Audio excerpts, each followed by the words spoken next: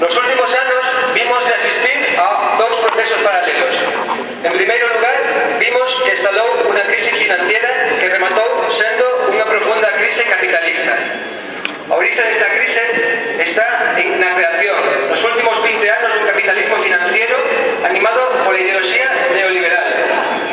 Neste capitalismo, o beneficio faise mediante a aposta no casino financiero, mediante a especulación co precio de accións, derivados e outros produtos bursátiles. Esta dinámica do capital financiero atrapou a toda a economía nunha inmensa burbulla financiera, que en España foi da man da inmobiliaria.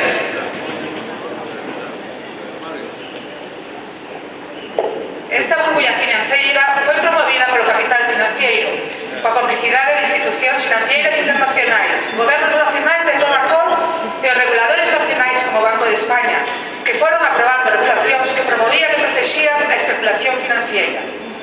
Esta atrapou tamén as caixas de aforro, que eran, con 75.000 millóns de euros en activos, 7.000 empregados e 1.100 oficinas, un dos principais instrumentos financeiros para pemes, autónomos e familias.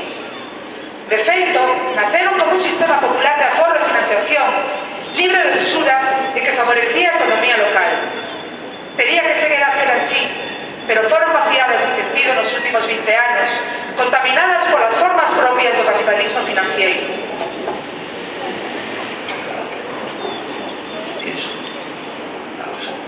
En segundo lugar, o estallido da crise financiera e o estoupado da burbulla, o sistema financiero amenazou con quebrar e tivo que ser rescatado con fondos públicos de todos, nunha escala nunca vista antes de dispendio estatal.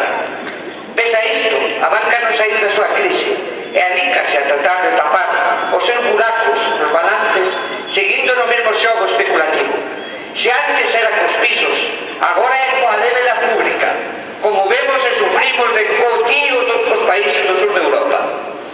A imposición das políticas de austeridade responde só á exigencia das institucións financieras para recuperar os cartos que a prezo de usura prestan aos países.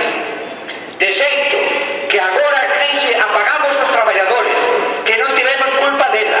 A gran banca privada está a aproveitar esta crise e a súa influencia para sair da súa crise a costa de todos.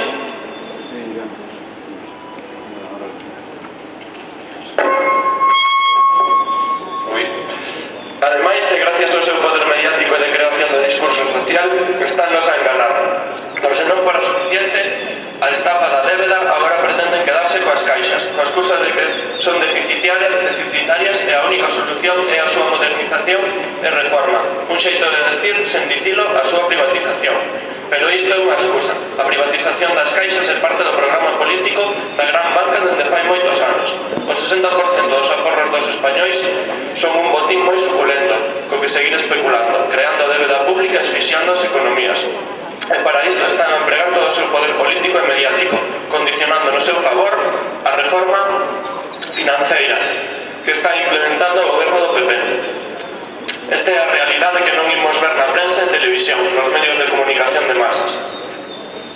Pero nós, hoxe aquí, decimos que hai alternativas. Fronte ao discurso neoliberal da privatización, afirmamos que a única solución beneficiosa para todos é a creación dunha banca pública. O 97% das caixas galegas son xa de capital público, a través do FROB. En vez de ser vendidas ao Santander, BBVA, Popular ou CaixaBank, deben de ser nacionalizadas e con elas os poderes públicos deben promover unha banca pública con control democrático, dedicada á promoción da economía productiva e do traballo.